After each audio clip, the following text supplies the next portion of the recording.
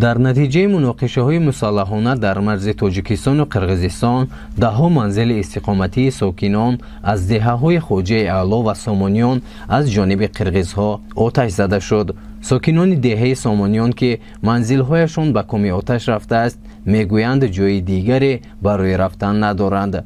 ساکن کهنسالی دهه سامانیان نظروف شریف که دستیاری ندارد، با چشمان پر از اشک به ماشین سوخته و حوله ولنگار شدهش نگاه میکند. این موی سفید چند روز پیش در این حوله با همسر و نبیرش آسوده زندگی میکرد تا اینکه مناقشه آغاز شد. پس از آن که آنها از دهه به جای امن‌تر کوچیدند، همسایه های قرقیزش خانه او را آتش زدند. نظروف شریف میگوید که طول سالهای زیادی همسایگی با قرقیزها به کسی آنها ضرر نرسانیده است. من نظروف شریف بابا ابراهیمویچ، من مهلت 30 سال بود ما همینجا زندگانی میکنیم. 29 تخمینا که ساعت 4 بود که من خانه ما جنگ سر شد. بعد جنگ از طرف من شهروندان همسایه قرقیزها علاق سر دادن. من همین خانه ماشینه من همین چیزهای مویا. من خودم و خلابور مکتب نمره 64 شب اسم کار میکنم. دو تا خانه من اکو سوخت. هوینده خیلی صندوقی وای خواننده چیزا بود. این خواننده خیر اکن یک چیزی کم بود، اصلا بسیار بود. خلدینک، تلویزور، انا همه چیزا سوخته ادا شد. هیچ چیزی تگیمون نه. من همروی فر نمیرچم که همسرم 3 نفر همینجا چیزی زندگانی میکنم. ما سالی که همینجا با اومدم یک 30 سال بود که من زندگانی میکنم. من محله چورکو اومدم. همینجا با اومدم من همین خانه کده آباد کرده 30 سال بود همینجا زندگانی میکنم. ما از چورکو خودمون از محله چکلک همینجا به کویزه اومدیم. ما همین سالی که اومدم همه همسایه که راستگام نقض بدم. همسایه ها به جا نمیسال زندگانی میکردم. همسایه که نقض بدم. اخیرش کنه همسایه ها من تو همیشه خم خیر کن یگان بار گپ کلوچ من نامدیم. سال بگیریم زدی من یگان گام نزد راستگام. همون هم یگان گام نزدیم. شتیه. همین وقتی که 4-5 سال بود همین همسایگی ما چطور شدیم. این پیشا نقد بود. اگه سبب همین جنگجویی بود میکنه همین خیلی که شد. موی گنده دیدم یا مو وهای گنده دیدم نمیدونم خیلی عمر رفتم و حق سلام هم سوش راست دیدم. میخوام که همینجا با اومدم من جای جلالم نه تا آخر عمرم اشکی نباشه من یک خودم زندگانی میکنم برای پاسپورتی کردنی وطن خودم. من به امروز زندگانی کردم میگم خیلی که ترسم همین که از خدا من بترسم مرم اکن همین جان مرم. من چون جای جلال ندارم پلی بسیار چیزام لیکن من اگر رفته خرده زندگانی کنم. راست گفت دستیارم نه من از خودم کار کردم همه یافته مثال بگم شهر رو پیش میرفتم از خودم کار کردم اومده همین مثال بگیریم آباد کردم. حالا اکنون من طلب میکنم که من همین ماشین من 203 تن مثال وای شود چیزی همین خانه من جابجا کرده از طرف همسایه تیان.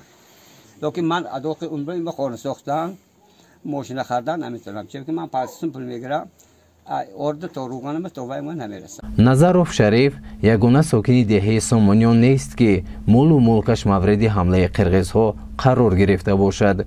چنین سرنوشت تلخ نصیب عائله طاهروفا نیز شده است. شهروندان قرقیزستان دو حوله این عائله را که 4 خانواده در آن استقامت میکرد آتش زدند. من توجیه فاخل بزرگویش استقامت کنم انمی محله سامانیان انا همینجا خونه داریم. من چندین سال باز آمده از سال 95 تا همینجا خب یافتگی پول و مال چیز ما همینجا به صرف کرده ساخته. 3 پدر 3 فرزندان یکتاش خدمتان یکتاش در مهاجرت دوتاش انمی احوالان زندگی کرده گشته بودیم یگان بار یا جنگ یا یک چیز ما همینجا رفتگی نیستیم. من همینجا تمامی که همین کارا از سال 2014 وزمین‌تر شده ایستاده است.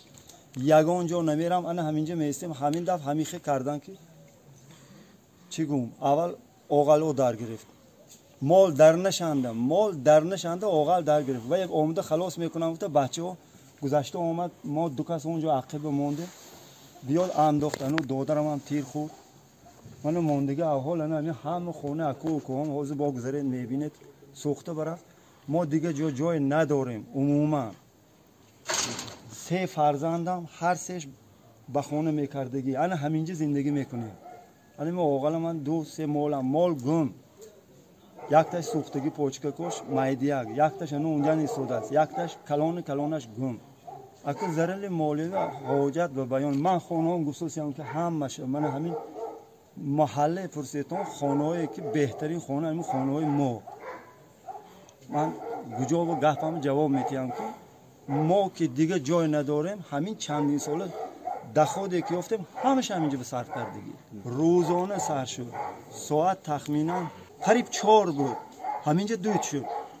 Мо ки омадем, алан ҳамин сета ҳамин бача ки ба ман будагиҳо давида ёш ки буд гузашта омад, ман тир паррондан гирифт, ман гузашта натонистам, инҳо омад мола халос карда бировард. Баъди аввал усун дар гирифт. Сони ин ҳамин якта ин дар гирифт, сони хони додом, айн падарам дар гирифт. 4 хоҷига ҳамонҷа зиндагӣ, ҳамаш 2-3 фарзанд дорад. ҳар боре ки ҷанг мешавад ё ғурбат мешавад, ҳамин аними пишти аними ёни сафедор пури ҳам низомиён ҳам ту истиқоматкунанда. ҷое ки инҳо ҳамин тӯб мешавад, вақте ки ҷанг ба як бо қабила ҳаминҷа ба омада ҳаминҷа тӯб шуда, ҳаминҷа сангон. ин бори дуюм аст.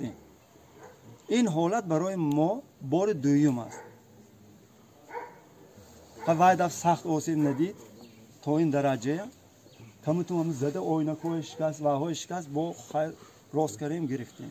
хонаи падарам, хонаи 2 бародарам, хонаи 1 хоҳарам.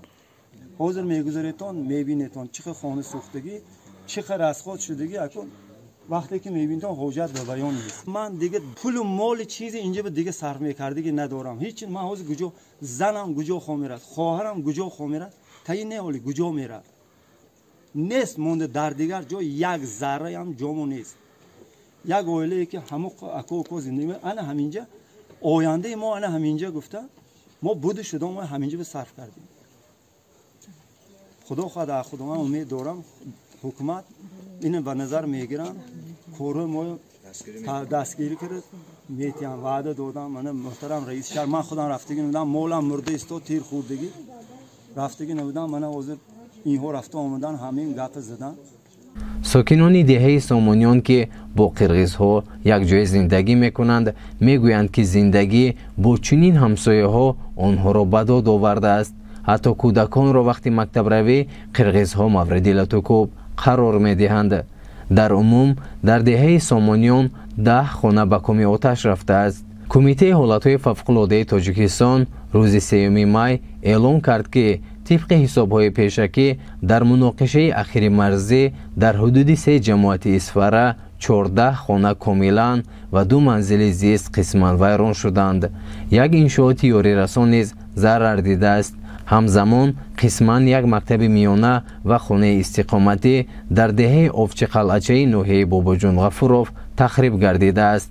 مقامات ولایت سوغد به ساکنان وعده کردند که برای ساکنان ضرر دیده خانه ساخته می‌دهند.